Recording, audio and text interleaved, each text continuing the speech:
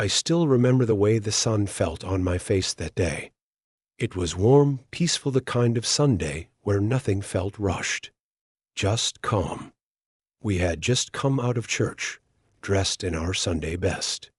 I was wearing a clean white button-up. My wife in a soft blue dress, and our kids ages 6 and 9 had those wide, innocent smiles you never want to lose. We were feeling good. Not rich, not fancy, just good. We wanted to grab lunch somewhere nice. Not fast food. Not the usual spot.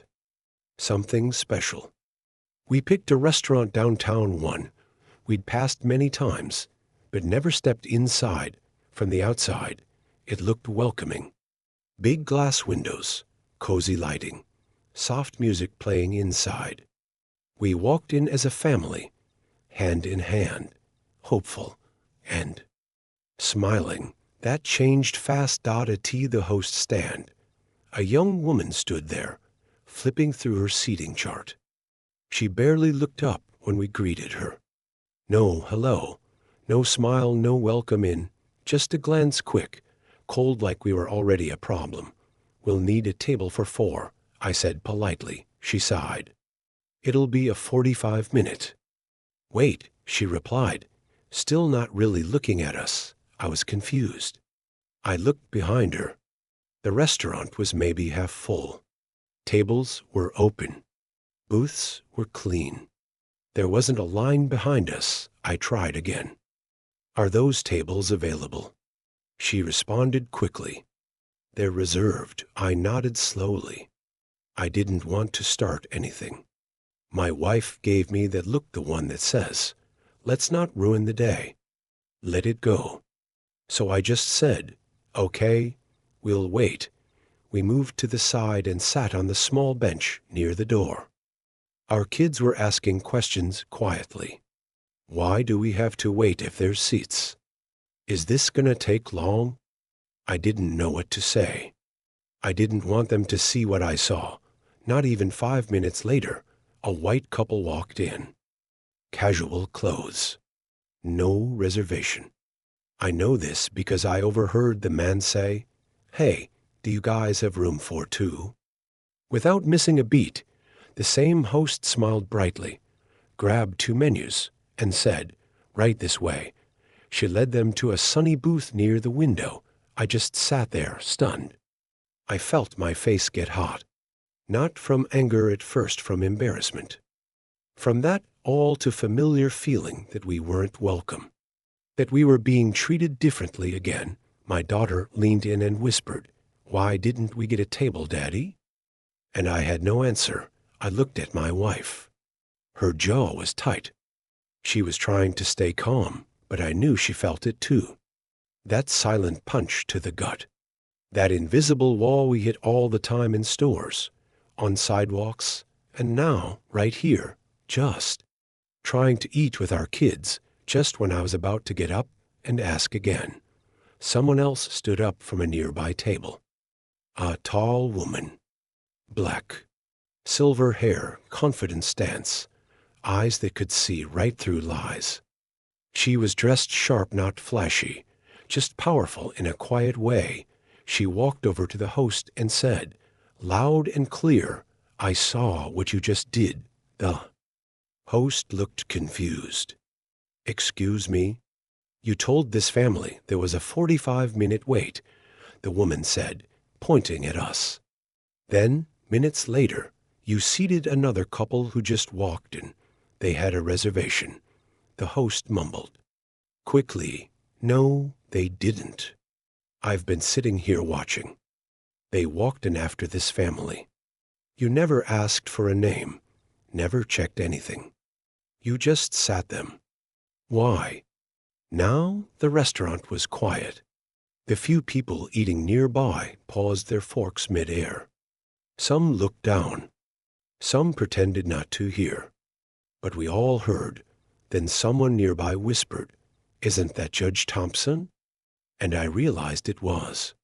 Judge Lillian Thompson. One of the most respected judges in the state.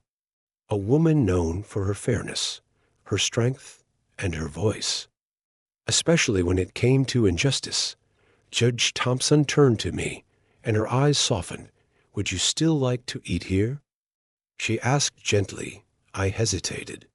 Part of me wanted to grab my family and walk out. But my kids, they were watching. I didn't want their memory of that day to be one of walking away in silence. I wanted them to know they had a right to be there. A right to be seen. "Yes," I said. "We would," she nodded.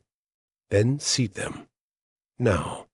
And do it with respect." The host's hands were shaking a little as she grabbed menus and led us to a booth. Her smile was forced. But we sat down. Together. Judge Thompson sat back at her own table nearby, watching calmly the food. It was good, sure. But what really fed us that day was dignity. Kindness. Justice.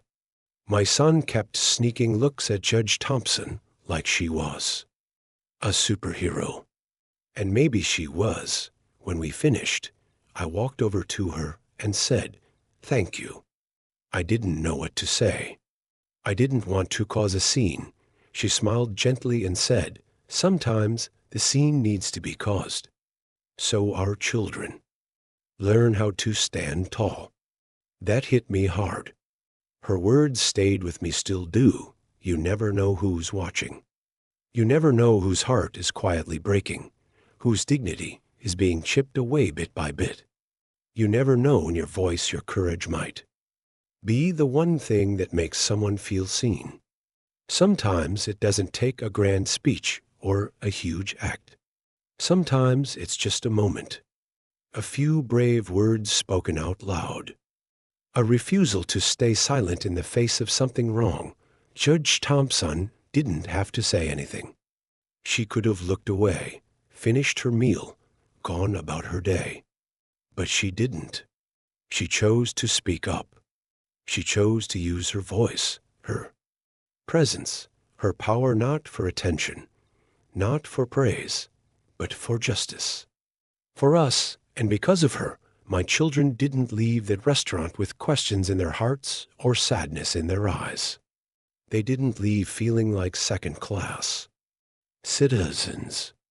They didn't leave thinking they weren't good enough, or that they had to stay quiet just to keep the peace. No, they left with their heads high. They saw something most kids don't get to see often enough: someone standing up for them. Not because they were famous or special or important, but because they are human. Because they matter. They saw what strength looks like. What real strength looks like, not in anger, not in shouting, but in standing firm, in choosing what's right, even when it's uncomfortable. And for me, as their father, that meant everything, because I've spent my whole life trying to protect them from the harsh parts of this world, trying to raise them with pride, with love, with the belief that they belong anywhere and everywhere. And that day, they didn't just hear it from me. They saw it, lived it, felt it through a woman who chose to do the right thing when it counted. That's something I'll carry with me forever, and I pray they will too, because that moment, that quiet act of courage, it was more than justice. It was hope.